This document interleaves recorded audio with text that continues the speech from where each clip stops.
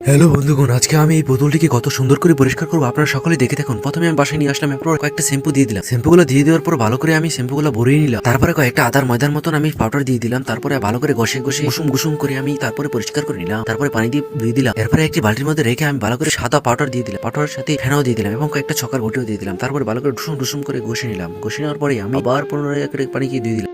এখন দেখুন কতটা সাদা হয়ে গেছে, তো আরো সাদা করতে হবে, সেজন্য আমাকে আরো ভালো করে দিতে হবে। সেজন্য আমি পানি দিয়ে ভালো করে ধুয়ে আবার ফেনা দিয়ে দিলাম। ফেনা দেওয়ার পরে আবারও ঘষতে, তারপরে দেখবেন যে আস্তে আস্তে সকল কিছু সাদা হয়ে যাচ্ছে এবং পুতুলটি সর্বশেষ কত সুন্দর দেখা যাচ্ছে। এবং আবার পানি দিয়ে ধুয়ে দিলাম। ধুয়ে দেওয়ার পরে আবার ঘষে নিলাম। ঘষে নেওয়ার পরে সর্বশেষ দেখেন কত সুন্দর, ওয়াও।